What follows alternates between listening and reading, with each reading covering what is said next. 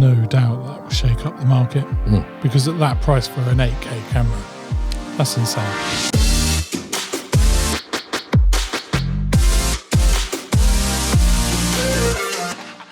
Panasonic Lumix S1H Mark II, and just everything we know about it so far from just pulling together all the leaks and I've got rumours. nothing to add to this. Well, let me add it for you. Okay. Right. So what we've seen from the leaks is it will have a 34 megapixel sensor, which is kind of standard for these high resolution video cameras now.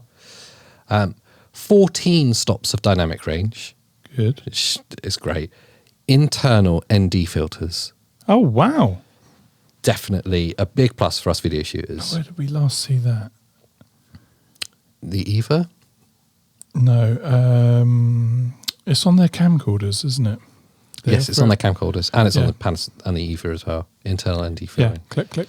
It's a standard on even on like this Canon C that we're using here, standard on video cameras. So what this suggests is, despite the fact it's a mirrorless body, Yeah. it is a video camera. Phenomenal inbuilt ND, 6.5 stops of image stabilization, which puts it on a par with pretty much the Fuji X-T4. It's the same as the GH5 Mark II that we used a couple of weeks back. Yeah. The stabilization on that was so good that I'd argue you don't need a gimbal unless you want like a lot of Steadicam walking shots. Sure. It locks on and it's there. The one thing I have found with high stop IBIS is that you tend to be switching it on and off quite a lot if you're going to do a lot of panning movements. Yeah. 'Cause it's Fuji terrible. suffers with that really badly. Great when you're just handheld, but if you want to pan, you're going to get jitters and you want to turn it off. It'll have Vlog as standard, and it will shoot 8K 420 10-bit video. Whoa. Because the S1H has external cooling, it has that fan on the back, doesn't it? Yeah. I believe that full-heartedly, and I believe that you'll have possibly unlimited recording times with that. That's insane. We'll also have 6K 60 FPS 422 10-bit as well, which is that would be the mode I use because of the extra color depth that it's got, 422 Yeah. rather than 420. I wonder if that 8K is being utilized to help with the stabilization. You know, like cutting in. Right, the IBIS is sensor shifting rather than electronic. Oh, okay. So the sensor's actually on a suspension, which is pretty crazy. The 6K 422 will be H.265 footage. So for those of you that don't have modern processors yet, that will be an issue. HEVC is hard unless you've got a Mac Mini like you, and then it's easy because that's what it's built for. Yeah, it's amazing.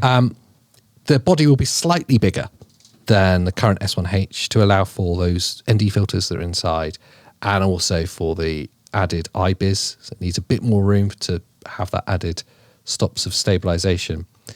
I don't think anyone's going to be upset about that. No, it's the one criticism with the S1H, I would say, is if you're going handheld, it is a heavy camera to use. Remember, we made a whole film with it, which was a couple of days out shooting with that camera, and it was hard, like physically quite hard going. Yeah.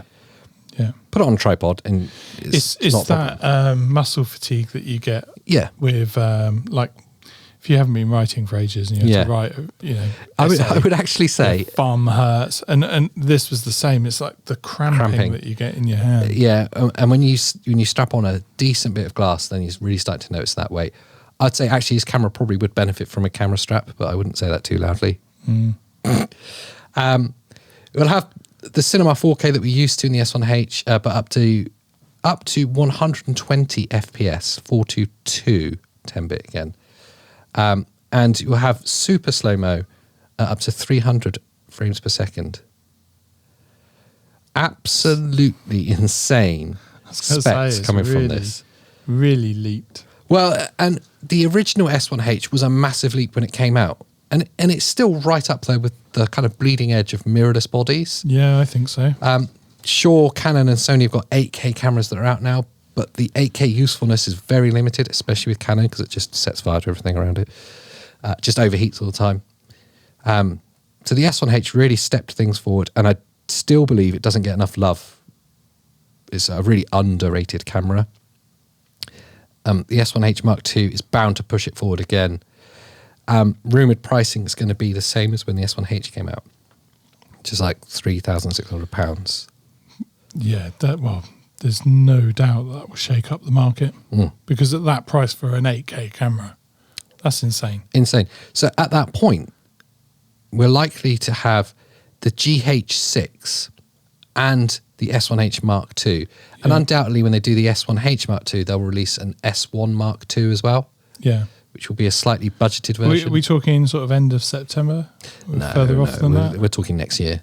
Ooh. Yeah, early part next year, early to mid next year. The GH6 will come before this because that's already been announced as the start of next year.